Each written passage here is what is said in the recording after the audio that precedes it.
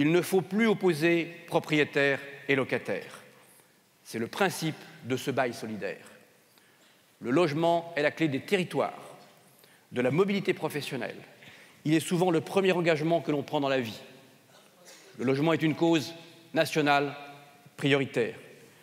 Nous en sommes les acteurs et notre responsabilité commune est immense pour que le logement soit perçu non pas comme un risque, mais comme une sécurité. Vous l'avez entendu, les Français attendent des mesures volontaristes pour relancer l'envie de s'engager dans l'avenir. Nous savons que l'immobilier et le logement font partie de vos priorités.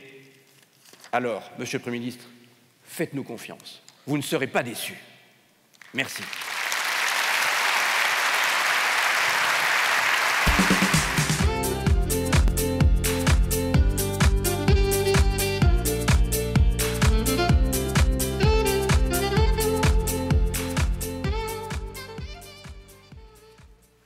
Madame la Ministre, Monsieur le Président, cher Jean-François Buet, Mesdames et Messieurs, je suis évidemment très heureux d'être parmi vous.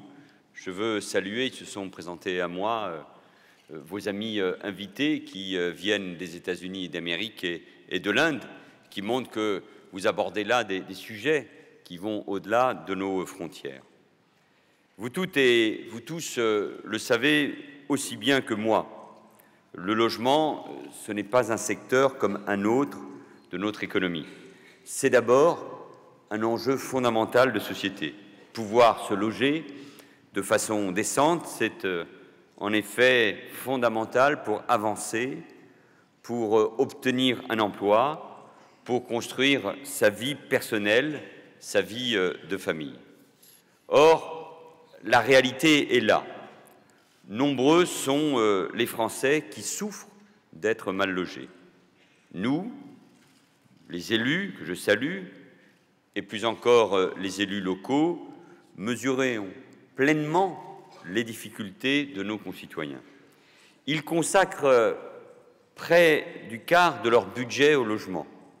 Ce poids dans les dépenses a doublé depuis les années 70, et plus encore pour nos concitoyens les plus modestes. Il est souvent insupportable pour les familles, pour les jeunes. C'est une source d'inquiétude, d'angoisse, voire de découragement. Certes, toutes les régions ne connaissent pas la même tension. Il y a des zones, des territoires où les prix sont moins élevés, où il est moins difficile de se loger qu'ailleurs. Il n'en reste pas moins que l'engagement de tous les acteurs de l'immobilier est nécessaire. Nécessaire pour loger nos concitoyens, mais aussi pour relancer notre économie.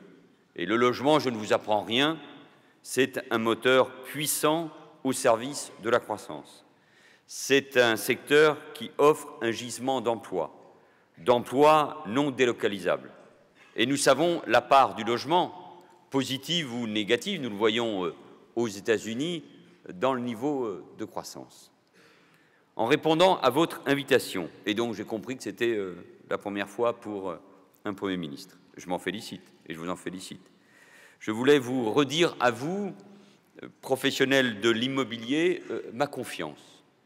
Ce ne sont pas des mots, parce que je sais que sans vous, sans votre implication, rien n'est possible.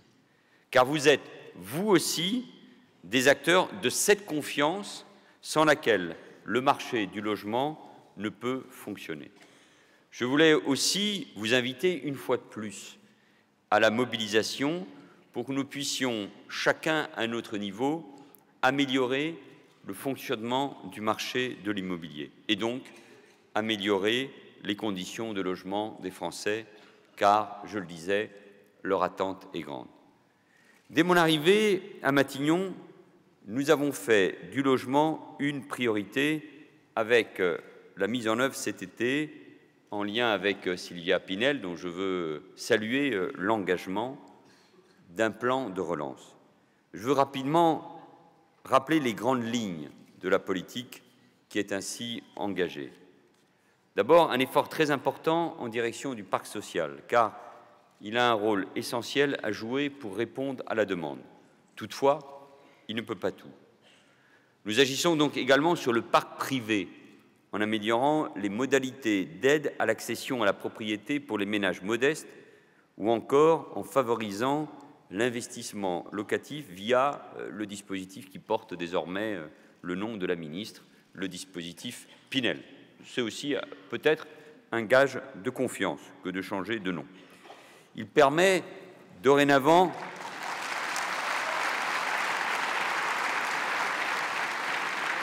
je ne sais pas pourquoi vous applaudissez, il permet dorénavant aux investisseurs de choisir de s'engager pour des durées de 6, 9 ou 12 ans. La possibilité est également donnée de louer à ses ascendants ou descendants. Et nous en parlions il y a un instant avec la ministre, je parle devant l'un des parlementaires éminents qui suit ces questions-là, M. Goldberg, c'est un dispositif auquel nous tenons tout particulièrement. Par ailleurs, l'avantage fiscal pour les SCPI sera aligné sur celui des particuliers. Une des clés de la relance de la construction et du logement, c'est bien évidemment la mobilisation du foncier, aussi bien public que privé. Pour ce dernier, les plus-values de cession des terrains à bâtir bénéficieront d'un abattement fiscal.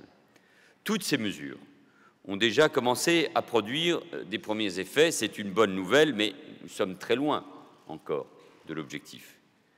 Car pour que la construction redémarre pleinement, il faut que l'ensemble de la chaîne logement se dégrippe. En effet, pas d'achat neuf sans possibilité de revente des logements anciens.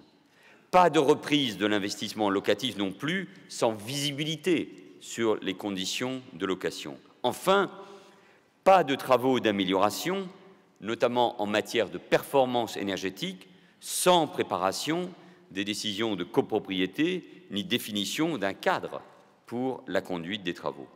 Il faut donc, sur tous ces sujets, apporter de la sérénité, de la constance, de la stabilité, c'est ce que vous demandez, à chacun des acteurs.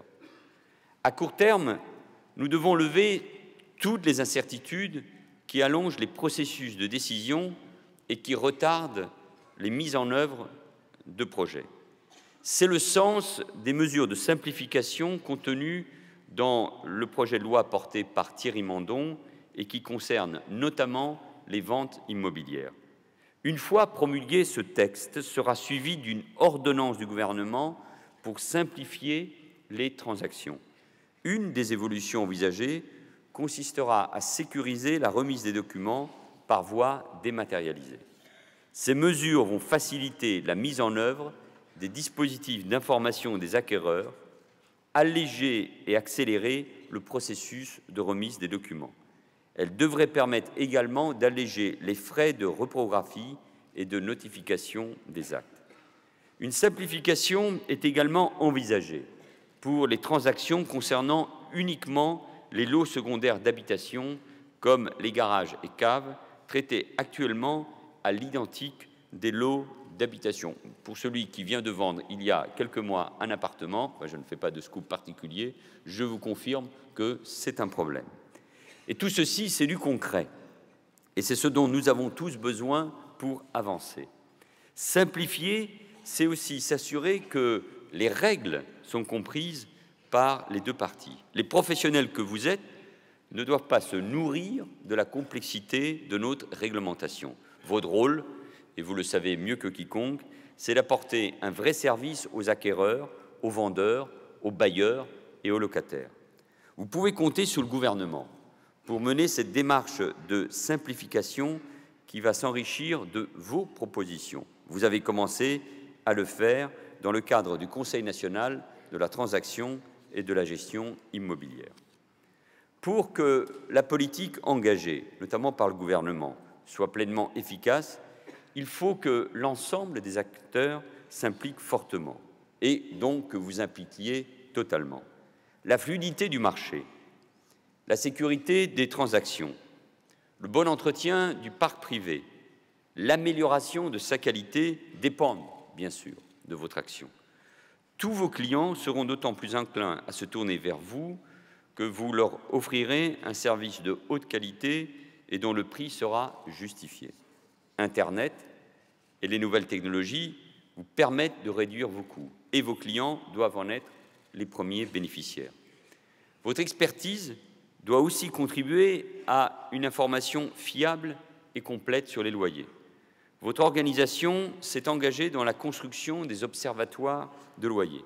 Et je sais que vous avez dû dépasser les réticences de certains de vos confrères qui liaient la mise en place de ces observatoires à un blocage des loyers.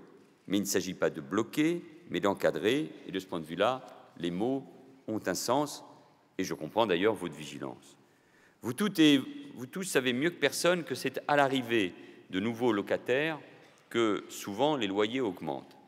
Il s'agit donc d'éviter les excès en régulant le marché, c'est-à-dire en faisant en sorte que les nouveaux loyers n'augmentent pas trop par rapport aux précédents. C'est ainsi que l'on freinera une hausse qui pénalise, au fond, tout le monde, qui pénalise les locataires, bien évidemment, qui voient leur pouvoir d'achat baisser d'autant, mais qui pénalise aussi les bailleurs qui n'investiront pas s'ils n'ont pas l'espoir de trouver des locataires solvables. Profitons de la mise en place de ce dispositif à Paris, là où il se justifiait le plus, pour en tirer des enseignements de manière pragmatique. Là aussi, il faut être pragmatique, faire fi de toute idéologie, expérimenter, voir ce qui marche pour éventuellement l'appliquer, voir ce qui ne marche pas pour l'écarter définitivement. Cette connaissance des loyers et des prix est utile en tout cas au gouvernement et aux collectivités locales, mais elle sera également pour vous une aide précieuse dans vos négociations avec les bailleurs et avec les locataires. Je sais par ailleurs que votre organisation, vous venez de le dire, souhaite promouvoir un projet de bail solidaire. Il permettrait à un bailleur s'engageant à louer à un prix inférieur au marché de bénéficier d'avantages fiscaux. C'est une bonne idée, c'est une idée à creuser. Nous pouvons y travailler, nous pouvons avancer vite et nous ne pourrons le faire de toute façon qu'avec une connaissance fine des loyers pratiqués. Je vois que de ce point de vue-là, nous avons des intérêts communs. Avançons sur cette analyse fine et avançons ensuite sur ce bail solidaire, mais je ne doute pas que nous pourrons très vite le construire ensemble. C'est un même souci de pragmatisme qui nous a incités à prendre le temps d'étudier le projet de garantie universelle des loyers. Aider tous les locataires à accéder au logement, c'est un objectif qui peut tous nous réunir. Mais le dispositif n'était pas au point, son coût aurait été considérable et sa généralisation problématique.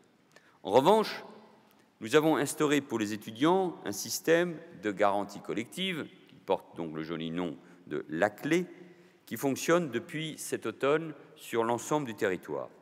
Nous sommes en train également de mettre en place, avec Action Logement, un dispositif de caution solidaire qui sera destiné aux jeunes salariés, aux salariés précaires, ainsi qu'aux locataires en intermédiation locative. Le dispositif, là, est plus ciblé, mais je crois qu'il permet un système efficace et abordable vers ceux qui en ont le plus besoin. Au-delà, mesdames et messieurs, des transactions et des locations, vous êtes également impliqués dans la préservation de l'état du parc de logement. En tant qu'administrateur de biens et syndic de copropriété, vous devez assurer ces tâches souvent difficiles, parfois ingrates. Il suffit de participer à une assemblée générale de copropriétaires pour s'en rendre compte. Et je salue d'ailleurs ceux qui représentent ici la ville d'Évry, que j'ai rencontré d'ailleurs samedi par hasard sur le terrain et qui m'ont dit être présents parmi vous. Il faut toujours faire une pub à sa ville. Tâche qui est certes ingrate, mais essentielle pour la qualité de vie. Et les attentes sont grandes: rigueur, exigence, maîtrise des coûts. Les copropriétés, on n'en parle pas assez souvent dans ce qu'est la réalité démocratique de notre pays, sont des communautés humaines dont la vie n'est pas toujours exempte de conflits. C'est là, parfois, où j'ai vu d'ailleurs des conflits majeurs, moi qui pourtant en vis assez régulièrement. C'est particulièrement vrai quand des décisions doivent être prises et que locataires et propriétaires vivant dans un même immeuble s'opposent. Dans les quartiers difficiles que Daniel Goldberg connaît bien, la spirale de dégradation entraîne certains immeubles vers la catastrophe sociale. C'est ce qu'on appelle pudiquement les copropriétés en difficulté. Vous avez alors un rôle encore plus important à jouer. Les pouvoirs publics, comme les habitants de ces immeubles, doivent pouvoir compter sur vous. Je sais que vos métiers ne sont pas simples, que vous êtes régulièrement exposés ou critiqués. Les difficultés que rencontrent nos citoyens en matière de logement créent chez eux une inquiétude forte qui peut générer de la méfiance à votre égard. Il n'est pas rare que vous soyez tenus responsables de toutes les difficultés qu'ils rencontrent. Être inattaquable vous demande donc d'être irréprochable. Et je note d'ailleurs que le plafonnement des honoraires de location, dont vos clients ont pu en bénéficier dès le 15 septembre, a reçu un écho très favorable dans l'opinion. Bâtir une relation commerciale durable impose certaines règles, des prix maîtrisés, transparents, affichés. Comme pour toute offre de service, vos clients doivent pouvoir faire jouer la concurrence. La concurrence, c'est la condition, mais aussi l'attrait de cette fonction de chef d'entreprise à laquelle vous êtes, et je le comprends, très attaché. La loi vous permet de conduire vous-même des changements, et c'est donc une occasion à saisir. Monsieur le Président, vous le dites souvent, vos métiers sont en constante évolution. Le développement des réseaux et des franchises a transformé votre secteur, ce qui vous oblige à évoluer, à progresser.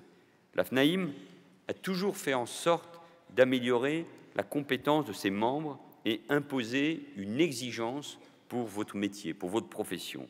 Vous vous êtes attaché aussi à vous doter d'outils performants, car vous savez pertinemment que quand un agent immobilier déçoit un client, c'est toute la profession qui est impactée. La liberté du commerce ne doit pas servir à couvrir ceux qui mettent leurs clients en difficulté. Et je veux le dire avec la plus grande force, nous sommes à vos côtés pour lutter contre cette concurrence déloyale qui fait tant de mal à votre profession.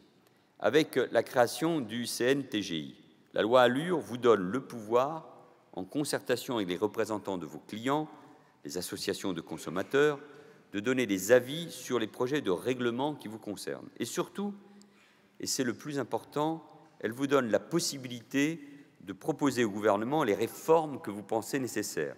Celles qui seront retenues s'imposeront alors à tous. Le CNTGI, dont vous avez confié la présidence à Bernard Worms, que je salue, spécialiste éminent et incontesté, c'est rare, donc tant mieux, il va présider, je le pense, avec toute son expérience. S'est mis au travail très rapidement et a déjà fait plusieurs propositions. La première, je parle sous votre contrôle, Monsieur le Président, concerne le contrat type de syndic. La ministre du Logement prépare sur ce sujet un décret pour le premier trimestre 2015, mais le CNTGI se prononcera avant la fin de cette année. Il définira les prestations pouvant faire l'objet d'une facturation particulière au-delà du forfait inclus par le contrat. Ce gouvernement est donc, je le crois, pragmatique et à votre écoute. Nous attendons maintenant vos propositions sur le code de déontologie et sur la formation initiale et permanente. Je sais, Monsieur le Président, que cette question vous tient particulièrement à cœur. Et l'École supérieure de l'immobilier que vous avez contribué à créer le démontre, je crois, de manière spectaculaire. Qu'elle soit initiale ou permanente, la formation est une chance et sûrement pas une contrainte. Je n'ai pas à vous en convaincre, je le sais. D'ores et déjà, vous avez trouvé un accord avec les associations de consommateurs. Le maintien de la carte professionnelle sera d'ailleurs conditionné au respect des obligations de formation, et vous avez raison. La création du CNTGI vous permet de prendre en main l'avenir de vos professions. C'est un changement considérable. Je sais que vous l'appeliez de vos voeux, à vous tous, à nous tous, d'en faire donc une structure utile et efficace. Mesdames, Messieurs, en étant parmi vous, aujourd'hui, je voulais, je l'ai dit, surtout vous faire part de ma confiance. Le rôle du professionnel de l'immobilier, c'est de fluidifier et de sécuriser les relations commerciales. Et le rôle de l'État, de la puissance publique, c'est d'être le garant du bon équilibre entre tous les acteurs. La complexité du secteur du logement, c'est que sa bonne marche repose sur de très nombreux intervenants. L'État, les collectivités locales, les bailleurs, les acteurs publics comme privés. Et avant le moment où vous intervenez, il faut que tous ces acteurs aient réussi à se mettre d'accord et à travailler ensemble. Il ne peut pas y avoir de remise de clés si l'on n'a pas agi sur les procédures d'urbanisme que nous allons également simplifier, sur le foncier qui doit être plus disponible, sur les conditions de la construction, sur le financement, mais aussi sur les aides pour les locataires et sur les règles qui doivent donner confiance aux propriétaires pour louer. Vous intervenez donc à la fin d'un processus et vous l'avez bien compris. Mon gouvernement est déterminé à agir sur chaque étape pour lutter contre la crise du logement, pour vous permettre ainsi d'exercer vos métiers et de les exercer de manière performante. Et c'est ce message de confiance qui me paraît être essentiel. Si la France veut renouer avec la croissance, elle a besoin d'un secteur de l'immobilier, du logement, de l'habitat qui retrouve cette confiance. Quand la confiance est entamée, voire quand elle est détruite, surtout dans une période de crise économique, mais de crise aussi des financements du logement, elle est forcément longue à reconstruire. Et c'est ce que nous nous employons à faire avec Sylvia Pinel depuis plusieurs mois. J'espère que ce rendez-vous sera un des éléments de ce retour de la confiance. Et si tous les dispositifs que nous avons votés, si toutes les mesures, notamment de simplification, sont mises en œuvre, et s'il faut aller plus loin, nous le ferons, et dans une très grande écoute et un très grand respect de tous les acteurs de ce secteur, et donc forcément de la FNAIM, alors à ce moment-là, nous aurons fait la démonstration de l'utilité des choix qui ont été les nôtres, et j'espère, et c'est évidemment un souhait que nous pouvons tous partager,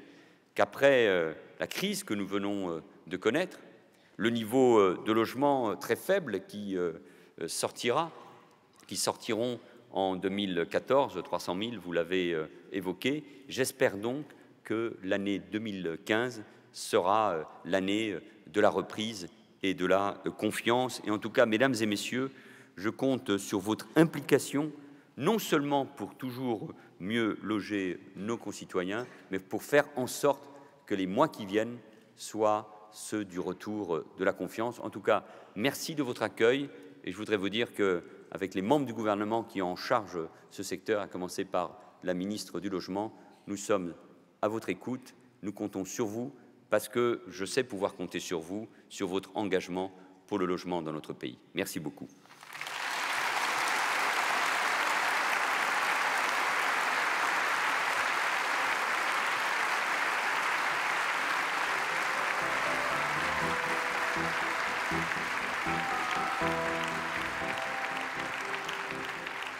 Et je voudrais